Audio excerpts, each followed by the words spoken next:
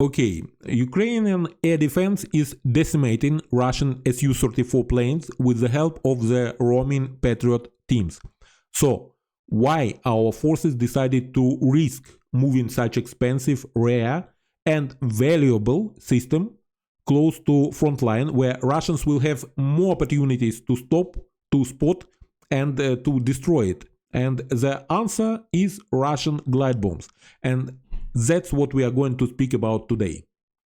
Russians have much more aircraft than Ukraine, and they have ballistic and cruise missiles with a range that makes it possible to strike any part of Ukraine. So they assumed before the all-out invasion that they would quickly destroy our aviation and our air defense, and then would have they would have air superiority and would be able to bomb us at will with dumb free-fall bombs that they have a very huge stock of. Or even better, we would surrender within 2 weeks, and the minimal stock of precision standoff munitions that they had would be enough for such a short campaign. But they couldn't achieve that, and in 2022 they found themselves in a situation when they had lots of aircraft like Su-34 without suitable mass armament for them, because their stock of precision standoff munitions was minimal, and they couldn't risk to fly in our airspace in order to bomb us with dumb free-fall bombs. So it took a full year for them to come up with a solution, and the solution was to attach glide wings to existing dumb free-fall bombs and then drop this bomb from afar. And such glide bombs Russians started to use from March-April of 2023, gradually increasing their usage as more and more of such conversion kits became available. And I have a video about GLSDB gliding bomb, and there I describe in much more detail what it is, what glide bomb is. But here in this slide you can see the difference between Western glide bomb, how it is done, and the Russian glide bomb. Western has a modular body, you have a bomb body, you have fin assembly, you have fuse, and then you can detach them. And instead of them, for example, at the front you can attach the laser sensor, and here are steering fins, and at the back, instead of fin assembly, it is actually a glider wings that allow the bomb to glide to its target. And Russians don't have this model design, so they cannot detach anything, so they decided to do it like this. They have these wings that are folded, but when it is dropped, then they unfold and have just normal wings. And at the back here you can see these are steering fins that are allowing this bomb to be guided bomb. And when actually it is dropped, it is just, flips 180 degrees, so this thing is on top of the bomb. Okay. So the principal way in which they are deploying the МПК, it is Module планирования и коррекции in Russian. It is abbreviation for Module of Gliding and Steering. So this is, they are calling this thing is like this. So they are dropping the MPK from an altitude of around 9,000 meters, and from an aircraft on a shallow climb, something like this on this slide. And it is not only stretching the range of the weapon, you can see here it is approximately 60 kilometers, but making sure the aircraft releasing the glide bomb, this glide bomb, it is well outside the range of the mass of Ukraine-operated surface-to-air missiles. So you can see here that this is average engagement envelope of surface-to-air missiles like IRIS-T, NASAMS, Books, and Spada. This is medium-range missiles, so it is outside of their engagement envelope. And early models have received just a kit including flip-out wings, and these were enough to keep them stable over a range of about 60 kilometers, but it was no ideal solution, but actually better than anything previously available. It was not guided, and the precision of such a unit was much better than one might expect, so it was below 1 to 2 kilometers. And just a side note, when Germans were striking London with V1 and V2 rockets, why they were aiming at London? Because London was a huge target, and V1, for example, was accurate for plus minus 10 kilometers. So if you aim at London, there is a big chance that it will land somewhere in London and destroy something valuable there. By the same token, when Russians were aiming at towns like Avdiivka or Vuhledar, they were not aiming at some specific building, but at the town itself with these unguided bombs, but with unguided gliding bombs. And the accuracy was good enough to damage something within this territory of the town. And then second model received an inertial guidance system.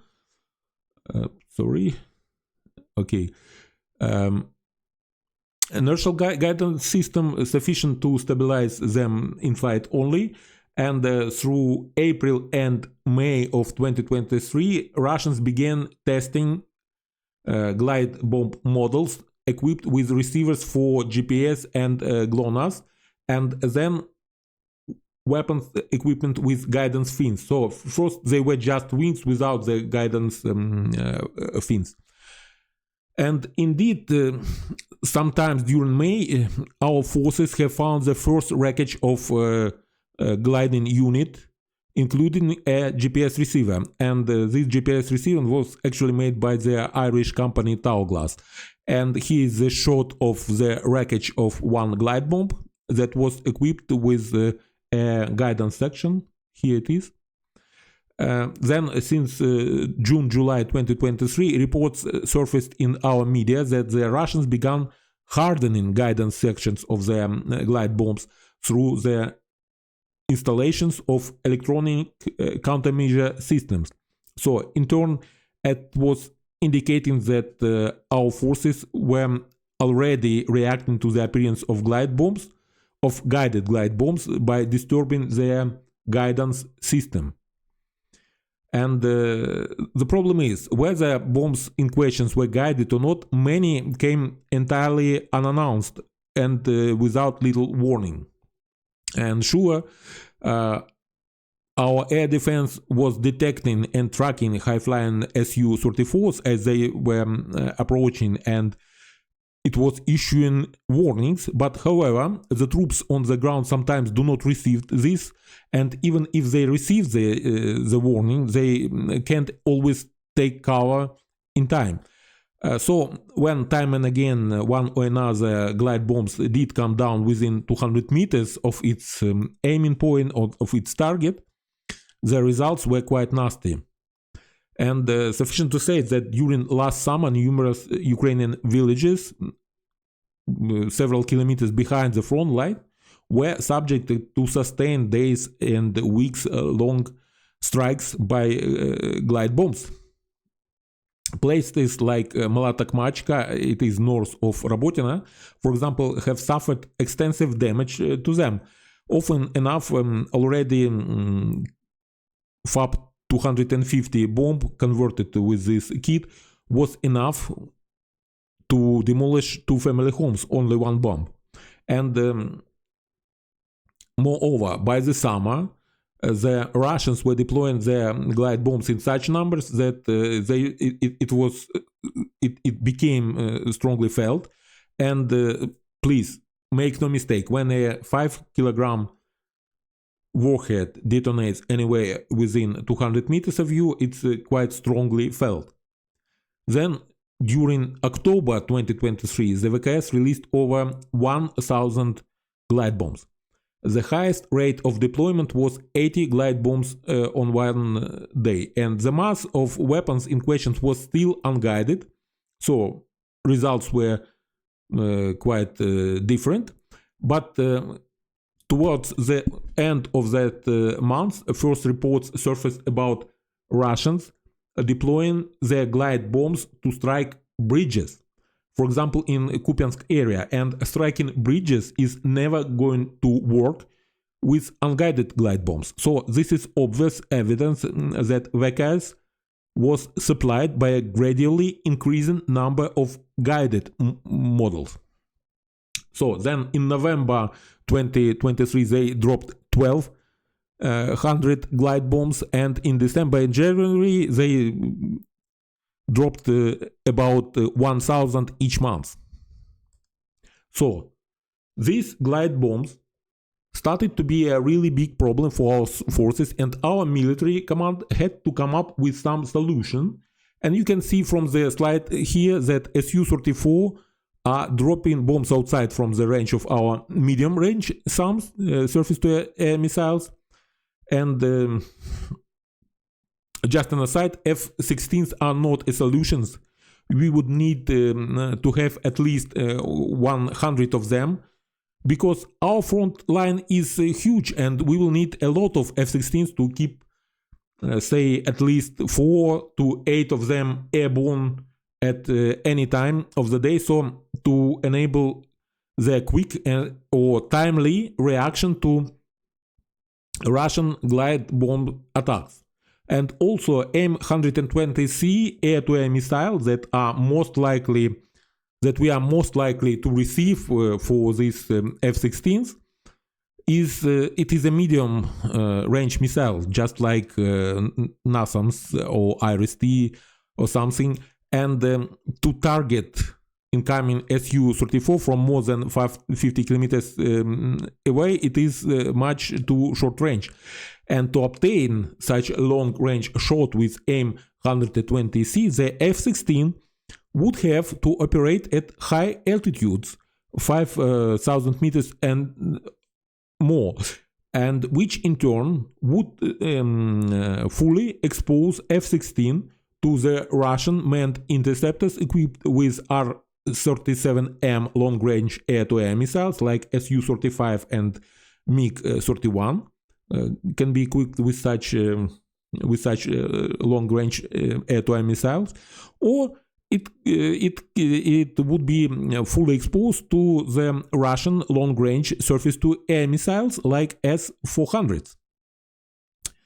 Gripen or Rafale missiles, European fighters armed with Meteor missiles, European missiles, long-range missiles, might be such solution, but even then we would still have to receive 100 of them, a large number of these, to become capable of effectively countering incoming Su-34s in all sectors of the front line. So it seems that our military decided to start ambushing Su-34s with roaming Patriot teams. I spoke about what it is about such teams in my previous video. But because Patriot systems are much closer to the front lines, the enemy will have more opportunities to target them, and we should be ready to losses. So, in February, Russians dropped about 1,500 glide bombs, and on February 29th, the last day of the month, they dropped 152 bombs in one day.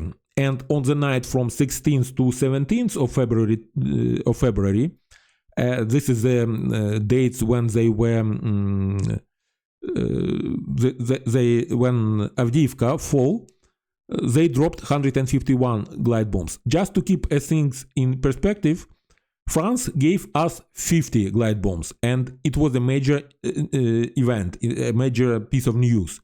And the Russians are dropping at us 150 bombs per day. Of course, French bombs are much more sophisticated, but we fight a mass war, and we need mass weapons. They should be just good enough, and there should be plenty of them. And this massive increase in bombing was achieved by Russians, notwithstanding the losses VKS suffered during that month of February. Russians are pushing crews and aircraft to attack regardless of losses because glide bombs are the only means they can breach Ukrainian front lines. Provided they are precise enough and there are enough of them around, these glide bombs weighing 250-500 kilograms are the means to deliver massive blows upon our ground forces. But besides this, the reason for this rapid increase in deployment of glide bombs in February were also massive increase in the number of available conversion kits, enabling conversion of not only a growing number of high explosive bombs of 250 and 500 kilograms, but also cluster bomb units like RBK 500 and OFAP 500. And here it is one of the cluster units with this conversion kit, gliding kit attached.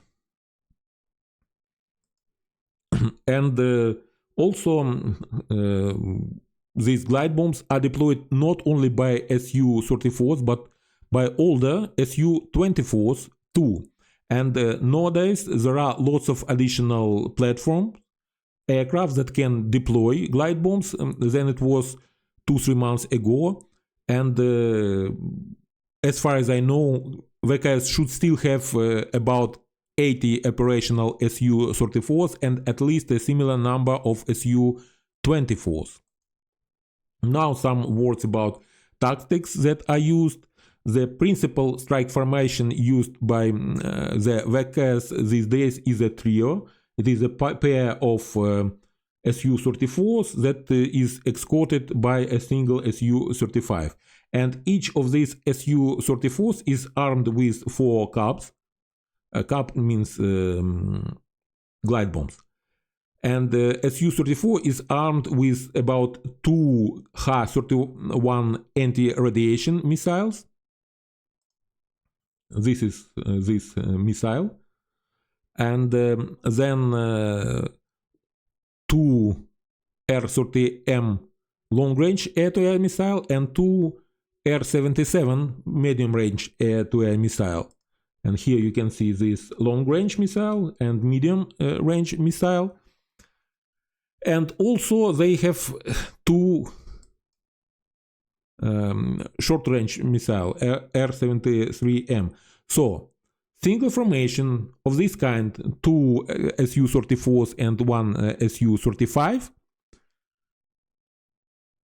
can deploy 8 glide bombs and also have the options to target 2 our radars, and they can protect itself against any our interceptors, and all of that at the same time. So they are having quite some punch.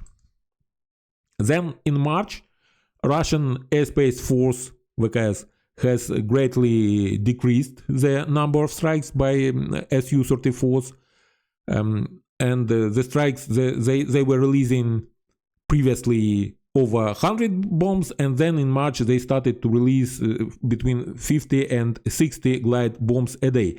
Again, France is giving us 50 bombs at all, and I think they pledged that they are going to give us 50 glide bombs per month.